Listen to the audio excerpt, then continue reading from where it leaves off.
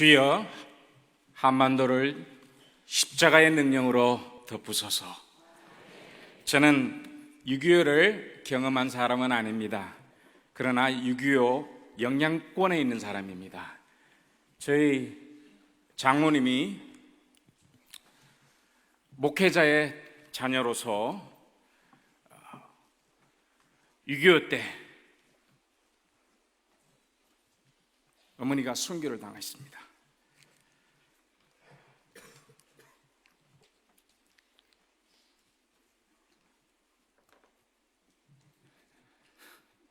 장모님, 아버님 되시는 분이 목회하시기 때문에 그 당시에 공산당이 내려왔을 때 피해 다니셨습니다.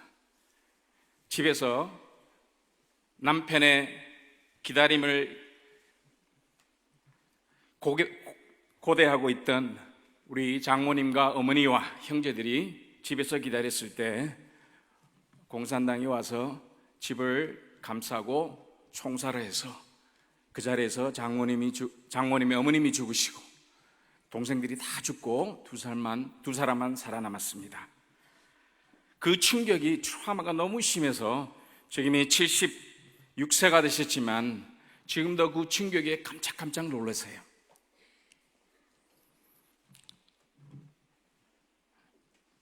결혼을 하셨는데 장인어른은 황해도 운율에서 태어나셨습니다.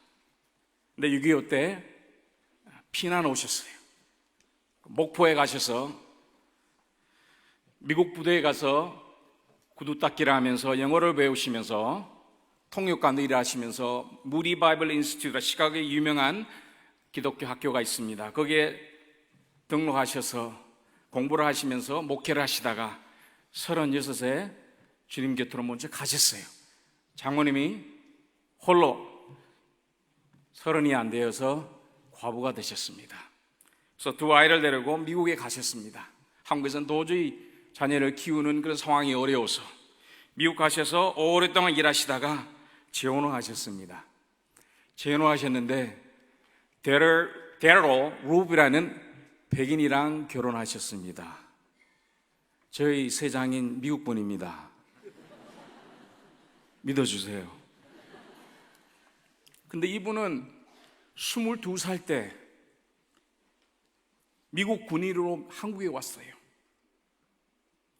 메가더 장군의 작전 밑에서 평양을 지나서 북쪽으로 가다가 같은 부대에 북쪽으로 향하는 길에 앞에서 지뢰가 터져서 자기 앞에 있는 동료는 죽고 자기는 눈에 부상을 입어서 22살 대한민국부터 눈을 못 보는 장애자가 되었습니다. 시각장애자가 되었습니다.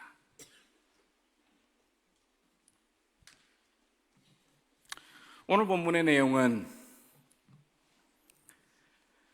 베드로가 칼을 뽑는 내용입니다. 우리 대한민국 아름다운 땅에 66년 전에 형제가 칼을 뽑았습니다. 베드로가 유대인의 습관에 따라서 컬처의 문화에 따라서 호신용으로 칼을 가지고 다녔는데 그것은 길을 가다가 도둑을 만나거나 어려움을 당할 때 호신용으로 쓰는 거지만 제자들과 함께 상황을 모르고 칼을 뽑았습니다. 아마 여러분 가운데도 칼을 뽑고 싶은 상황에 계신 분이 있을 거예요. 성추행을 당했거나 배신을 당했거나 사기를 당했거나 경매를 당했거나 요사이는 차 운전하면서 칼을 많이 뽑죠. 저도 태국에 있으면 제일 힘든 것이 운전할 때입니다. 너무 불규칙하게 운전하고 위험하게 운전하는 사람 볼 때마다 욱하는 것이 나와요. 그래서 내 마음에는 벌써 칼을 뽑았어요. 우체국에 갔는데 새치기를 하질 않나, 마켓이나 공항에 가도 줄을 서지 않고 그런 거 보면은 법을 지키는 그런 사람으로서 욱합니다. 칼을 뽑을 때가 여러 번 있어요. 그럴 때마다 제 아내가 이렇게 얘기합니다. 당신은 훌륭한 선교사에게는 아직 멀었어. 그럴 때마다 나는 주님, 예수님도 고향에서는 인정을 못 받으셨는데 아마 여러분 가운데 칼을 뽑고 싶은 심정을 가지고 계신 분도 계실 거고, 아니면 여러분 가운데 다른 사람이 칼을 뽑아서 상처를 받으신 분도 계실 겁니다. 오늘 이 말씀 가운데 베드로는 자기의 정의를 위해서 예수님을 위한다고 생각하면서 칼을 뽑았습니다. 영웅시위로 칼을 뽑았습니다. 혹시 예수님이 잡혀가면 앞으로 어떠한 불확실한 미래가 있을지 몰라서 칼을 뽑았습니다. 그리고 자신의 성질에 못 이겨서 칼을 뽑았습니다. 칼을 뽑으면 사람을 다치게 합니다. 인간의 칼은 항상 남을 어렵게 합니다. 베드로의 칼은 인간의 짧은 계획이었습니다. 베드로의 칼 때문에 하나님의 계획이, 십자가 계획이 무너질 뻔했습니다. 베드로는 칼을 뽑을 때 즉흥적으로 했어요. 감정적으로 하고 묵상하고 기도하고 칼을 뽑을 때가 있지만 잘못 뽑았습니다. 칼을 뽑기 전에 예수님께 물어봐야 되는데, 베드로는 강한 자에게는 강한 것처럼 하지만 약한 자에게는 여인 앞에서는 찍소리 못하는 그런 모습이 여러분과 제 모습입니다. 베드로는 무절제했어요. 베드로는 무분별하고 무감각했습니다. 분별력을 가지고 하나님 앞에 가야 되는 그 자기의 모습으로 주님 앞에 나가야 되는데 아무 때나 칼을 뽑았습니다. 성격에 따라서, 성질에 따라서 무겸손하고 무지하고. 칼을 쓰려면 잘 써야 되죠. 왜 대제사장 종의 오른귀를 자릅니까? 정확하게 잘라야지. 자르려면 실력도 없으면서 칼을 뽑았어요. 여러분, 오늘 본문의 내용은 베드로가 초신자가 아닙니다. 예수님을 따르던 제자였습니다. 베드로가 칼을 함부로 뽑았다면 여러분과 저는 칼을 뽑을 수 있는 동일한 포텐셜을 가지고 있는 사람입니다. 우리가 직접 철로 만든 칼을 뽑지는 않지만 혀로서, 행동으로서, 마음으로서 칼을 뽑을 때가 얼마나 많이 있습니까? 오늘 본문을 읽으시면은 왜 베드로가 칼을 뽑았을까? 그 이유를 아시려면은 성경의 문맥을 잘 이해하셔야 됩니다.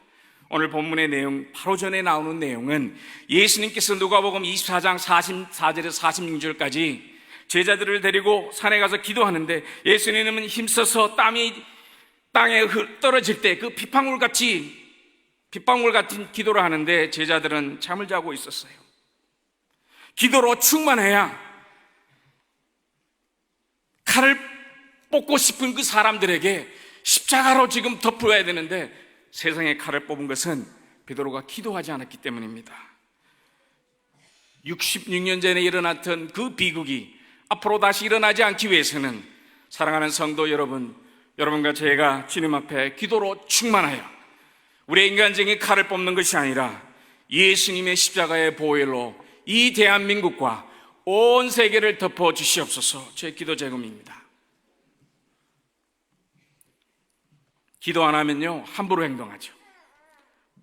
무분별하죠. 무광박하고 무지하고 무력하기 때문에 오늘 본문에 나온 것처럼 칼을 뽑았습니다. 오늘 본문 뒤로 가면은 베드로가 성령 충만을 받지 않았기 때문에 성령 충만으로 주님을 따라가야 되는데 성질 충만으로 따라갔습니다. 칼을 뽑죠. 저도 태국에 있으면 칼을 뽑고 싶을 때가 많이 있어요.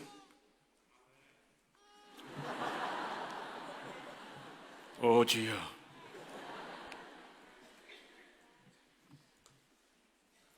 그러나 예수님은 칼을 뽑지 않으시고 칼집으로 덮으셨습니다. 십자가로 덮으셨어요. 칼이 날카로우면 날카로울수록 칼집이 좋아야 됩니다. 칼집은 날카로운 칼을 포용하는 것이죠. 칼은 영향력이라면 우리 예수님의 십자가는 포용력입니다. 우리 예수님의 십자가 칼집은 남을 살립니다. 남에게 상처를 주지 않습니다. 칼집은 하나님의 계획에 따라 얘기합니다. 제가 태국에 있을 때 첫 선교사 사역을 할 때 가정에서 교회 개척을 하는데 어떤 과부를 만나게 되었습니다. 25살이었는데 17살 때 결혼을 했어요.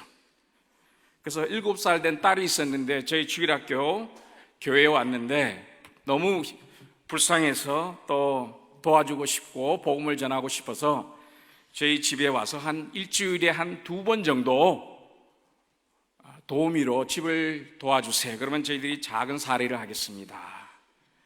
첫 번째 주에 오고 두 번째 주에 오는데 올 때마다 빈 가방을 가지고 옵니다. 근데 저녁에 돌아갈 때는 가방이 가득 찼어요. 물건을 허락 없이 가지고 가는 것이죠. 이제 한 주 지나면 괜찮을까? 3주, 4주 되었을 때 아내랑 얘기를 나눴습니다. 저희들 미국에 살았기 때문에 개인 물건에 손대는 거 정말 싫습니다. 허락을 받고 만지고, 근데 허락을 받지 않고 가지고 가요. 그래서 아내와 얘기를 나누면서 여보, 우리 정리해야 되겠다, 잘라야 되겠다고. 그래서 기도하는 가운데 십자가의 복음에 예수님의 음성이 들렸어요. 아내가 얘기하기를 여보, 도둑질 하기 전에 우리가 먼저 주면 되지 않을까. 그래서 아침마다 저희 집에 왔을 때 물건을 가져가기 전에 뭐 하나 줬어요. 우유도 하나 주고 음식도 하나 주고. 그랬더니 그분이 하나도 훔쳐가지 않고 오히려 나중에 저희들에게 선물까지 하는 그런 사람으로 변했습니다. 저도 칼을 뽑고 싶죠. 예수님은 왜 칼을 뽑고 싶지 않겠어요? 오늘 본문에 예수님께서 말씀하시기를 칼을 뽑는 이 시간이 아니다. 왜? 예수님께서 십자가로 지금 가는 길에 베드로의 칼을 인하여 예수님의 역사가 방해받을 수 있기 때문에 사랑하는 성도 여러분, 우리 대한민국의 모든 기독교인들은 세상의 칼을 뽑고 내 감정의 칼을 뽑는 것이 아니라 민족과 민족의 칼을 뽑는 것이 아니라 하나님 십자가의 그 뜻대로 가게 도와주옵소서. 예수님께서 말씀하시기로 이렇게 얘기합니다. 마태복음 26장 52절 53절에 보면은 예수님께서 마태복음은 이렇게 설명하고 있어요. 칼을 뽑을 때 제자들에게 이렇게 얘기합니다. 너희들 내가 능력이 없어서 칼을 뽑는 게 아니다. 내가 아버지께 구하면 지금 당장 12구단이 더 되는 천사를 보낼 수 있다는 것을 너희들은 아느냐? 12군단이라는 것은 한 군단이 그 당시에 로마 군인들로 얘기하면 한 군단이 6,000명이었습니다. 12 곱하기 6,000이면 몇 명의 천사입니까? 72,000의 천사입니다. 예수님이 그 당시에 72,000의 천사를 부를 수 있습니다. 여러분, 천사의 능력을 아세요? 이사야 37장 36절에 보면은 이런 기록이 있습니다. 한 천사가 아수르 신중에서 18만 5천인을 다 죽입니다. 그만한 능력이 있어요. 왜 예수님 자신이 천사를 사용하여 충분히 힘으로, 칼로 예수님의 계획을 반대하는 사람을 정리할 수 있지만 예수님께 그렇게 하지 않았을까? 천사 한 명이 18만 5천 사람을 감당할 수 있다면 여러분 7만 2천 천사는 몇 명을 감당할 수 있을까요? 133억입니다. 지구 땅에 있는 모든 인간과 악들을 예수님께서 천사만 부르시면 충분히 할 수 있는 능력이 있지만 십자가를 덮으셨어요.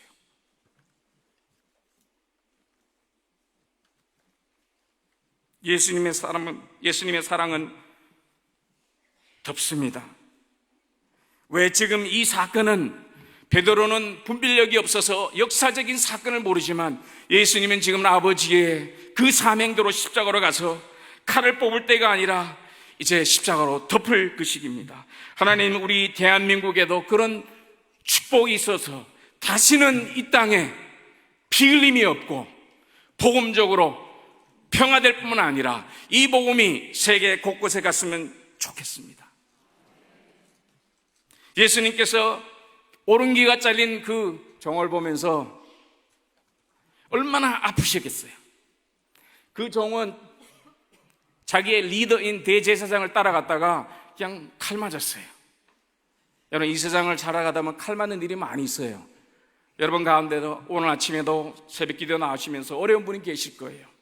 칼을 맞아서 주님이 아니면은, 주님이 만져주시지 않으시면, 주님이 치유해 주시지 않으시면은 일이 해결이 안 됩니다.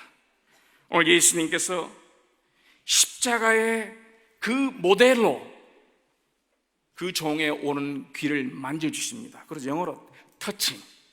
여러분, 요새 한국말에 영어를 그대로 받아서 쓰는 단어들이 많이 있는데, 터칭, 만져주셨습니다. 히브리 헬라의 터칭이란 뜻은 갈려진 것을 묶다, 그런 뜻입니다. 귀가 갈렸어요. 묶어주십니다. 완전하게 하는 것이죠. 여러분 가운데 관계가 건강히 경제적이고 영적으로 갈라진 분이 있다면 이 아침에 예수님의 터칭을 받으셔서 다시 한번 회복하기를 주의 이름으로 기도합니다. 축원합니다. 우리 대한민국도 그런 축복이 있었으면 좋겠어요. 저 38선이 주님의 터칭으로 인하여 갈라졌던 것이 하나가 되었으면 좋겠습니다. 그리고 낫게 하다, 치유하다는 것입니다. 치유하다는 것은 온전하게 하다는 것입니다. 구원에게 이르기까지 한다는 그런 뜻입니다. 주님께서 한번 만져주시고 치유해 주시면 모든 것이 해결됩니다. 하나님께서 베드로를 통하여, 그 사건을 통하여 우리에게 십자가의 칼집 덮는 그런 능력을 주셨다면, 여러분과 저에게 우리 66년째 되는 이 대한민국에 속히 하나님의 터칭과 하나님의 힐링이 있어서 주의 영광이 일어나기를 소원합니다. 오 목사님께서 가끔 저에게 그런 얘기를 합니다. 목사님 소원은 평양 가서 교회 세우는 거. 저는 제 장인어른의 고향을 한번 가고 싶습니다. 황해도 은율 가서 꼭 가고 싶어요. 통일이 되면은. 예수님께서 만져주실 때 그 구원은 반쪽짜리 구원이 아닙니다. 일회용 구원이 아니고 영원한 구원입니다. 주님의 만짐으로 오늘 상처투성인 저희들이, 상처투성인 우리 조국이 하나님 십자가의 보혈로 덮어주는 그런 축복이 있기를 바랍니다. 제 백인 되는 새 장인 어른께서 한국에 와서 눈을 잃었을 때에는 주님을 몰랐습니다. 주님 없이 살 수 있을 거라 생각하고 한국에 왔을 때 두 눈을 잃었어요. 66년 동안 장인으로 살았습니다. 작년 1월 달에 천국 가셨습니다. 두 눈을 잃고 미국 가서 자살하려고 할 때 한국 사랑과 한국 전쟁을 얼마나 원망했겠습니까? 내가 무슨 전생에 죄가 있길래 내 나라 땅도 아닌 대한민국 땅에 와서 자기의 눈을 다 잃었습니다. 근데 아세요? 미국 돌아가서 눈을 잊고 난 후에 예수님을 만났어요. 십자가의 보혈을 알게 됐어요. 그리고 평생 동안 눈을 잃었지만 찬양하고 휘파람 불면서 얼마나 밝게 살고 돌아가신지 모릅니다. 그분은 이렇게 얘기합니다. 저랑 이메일을 나누면서, 데니엘, 친아들은 아니지만 하나님의 선교사로 태국에 가서 섬기러 너무 감사하고 우리를 위해서 기도하고 매일마다 기독교 방송 들으며 휘파람 불며 66년 동안, 65년 동안, 작년 돌아 65년 동안 앞을 보지 못했지만 십자가로 덮음을 받아서 승리하는 삶을 살았습니다. 사랑하는 성도 여러분, 여러분과 저에게 이런 축복이 있었으면 좋겠습니다. 저는 여러분에게 설교를 마치기 전에 두 개만 여러분에게 소개하고 싶습니다. 이번 칼 세미나에 강의를 하면서 제가 이 넥타이를 가지고 왔어요. 이 넥타이는 여러분 멀리서 보시면 빨간 넥타이 같지만 양 넥타이입니다. 양 넥타이. 하얀 것이 다 양입니다. 가운데 하나가 까만 것이 탕자, 잃어버린 양입니다. 가운데 있어요. 이렇게 잘 보이신지 모르겠는데, 저는 이 넥타이를 멜 때마다 하나님, 제가 탕자죠. 제가 베드로처럼 칼을 뽑았죠. 하나님의 계획을 망치고 십자가에 걸맞지 않는 인생을 살아가는 저에게, 양 같은 나에게 목양할 수 있고 영혼을 돌볼 수 있는 특권 주셨는데 이 목자의 심령을 잃지 않게 도와주셔서 내가 서 있는 태국뿐만 아니라 우리 사랑하는 사랑교회가 존재하는 이 땅에서 저 북한까지, 백두산에서 한라산까지, 오스트레일리아에서 저 남미까지 하나님의 축복이 있기를 기도하는 것이 저의 기도 제목입니다. 이 넥타이를 할 때마다 가슴이 떨려요. 하나님 초심을 잊지 않게 도와주세요. 그러니까 이번에 제가 모자를 하나 가져왔습니다. 우리 백인들 앞에서는 영어권 앞에 했는데 모자가 오베이입니다. 오베이. 하나님 오베이, 주님 오시는 그날까지 순종하게 도와주세요.